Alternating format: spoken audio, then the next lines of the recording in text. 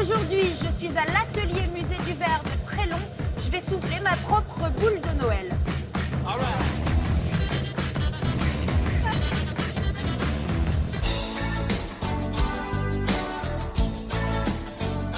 Et la première bonne raison de venir ici, eh bien, c'est que 200 ans de patrimoine industriel du verre nous contemplent du haut de ce bâtiment.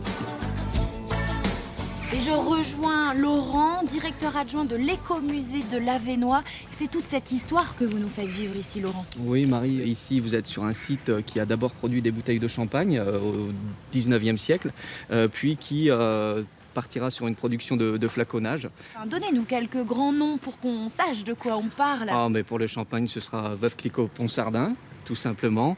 Et puis pour les maisons de parfum, on va travailler pour des maisons comme Guerlain, Chanel, Givenchy, bref, des marques de renom.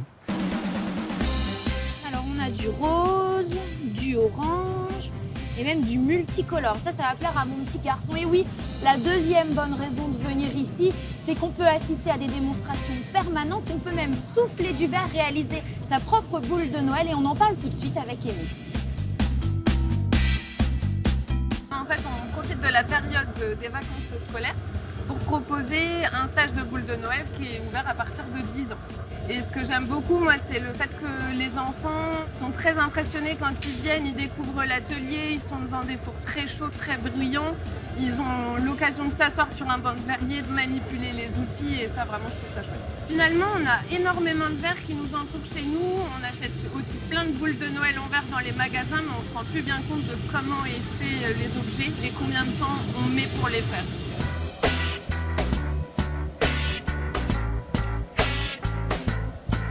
Et la troisième bonne raison d'aimer cet endroit, eh bien, c'est qu'il se tourne vers l'avenir en créant des projets avec des designers. En fait, ce lieu a une grosse histoire. C'est un lieu industriel et pour un designer, travailler sur un lieu industriel, c'est un peu le b.a.-ba.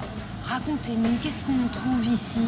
Alors là, on a le résultat d'expérimentation qu'on appelle les Design Creative Camp, qui ont été mis en place depuis 2016. Le but du jeu, c'est de réinterroger les collections du musée, justement par les moules que nous avons à notre disposition, et de demander aux designers quel objet, quelle nouvelle fonction on peut trouver à ces formes dont on ne connaît rien. On n'a pas du tout d'historique. Et l'idée, c'est de recréer des projets et des produits, pourquoi pas, pour les vendre en boutique par la suite. Alors, parlez-nous justement des produits qui ont été élaborés pendant ces design camps. On était sur une thématique générale qui était la garden party.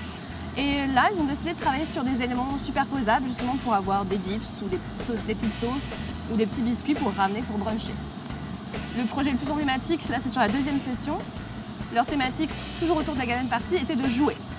Et ils se sont dit, au lieu de ramener un bouquet de fleurs ou une bouteille de vin à un ami, on va ramener un objet qui va permettre de jouer, c'est-à-dire de jouer comme avec un instrument, ou justement de jouer sur de la lumière et sur de l'ambiance avec ce genre de pièces.